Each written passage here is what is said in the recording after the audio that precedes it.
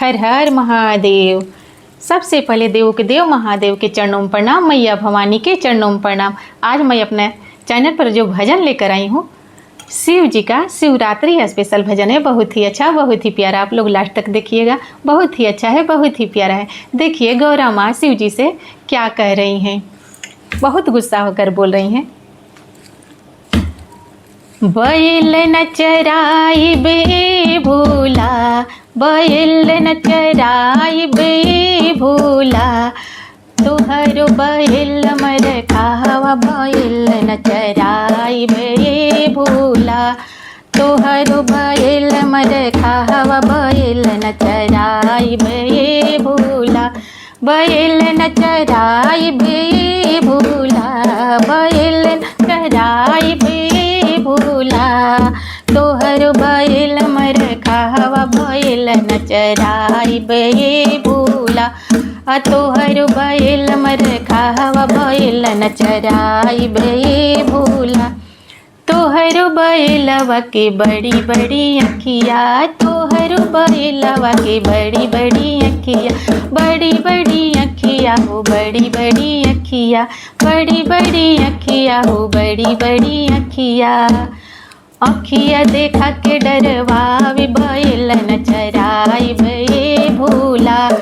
अखिया देखा के डरवावे, बैल न चराई बे भूला, तोहर बैल मर खावा, बैल न चराई बे भूला, तोहर बैलवा के लंबी लंबी सिंहवा, तोहर बैलवा के बड़ी बड़ी सिंहवा, बड़ी बड़ी सिंहवा हो, लंबी लंबी सिंहवा, घूरी घूरी सिंहवा देखावे, बैल न चराई बे भूला, घूरी घूरी सिंहवा देखावे, बैल न चराई बे भूला, तोहर बैल मर खावा, बैल न चराई बे भूला, बैल न चराई बे भूला, बैल न चराई बे भूला, तोहर बैल मर खावा, बैल न चराई बे भूला, तोहर बैलवा के, तोहर बैलवा के लंबी लंबी गोड़वा, लंबी लंबी गोड़वा हो, लंबी लंबी गोड़वा,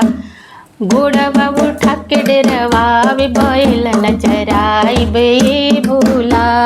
गोड़वा उठा के डरवावे, बैल न चराई बे भूला, बैल न चराई बे भूला, बैल न चराई बे भूला, तोहर बैल मर खावा, बैल न चराई बे भूला, तोहर बैल मर खावा, बैल न चराई बे भूला, तोहर बैलवा के लंबी लंबी पूछिया, तोहर बैलवा के लंबी लंबी पूछिया, लंबी लंबी पूछिया हो, लंबी लंबी पूछिया, लंबी लंबी पूछिया हो, लंबी लंबी पूछिया, पूछिया हिला के डरवावी, बैल न चराई बे भूला, पूछिया देखा के डरवावी, बैल न चराई बे भूला, बैल न चराई बे भूला, बैल न चराई बे भूला,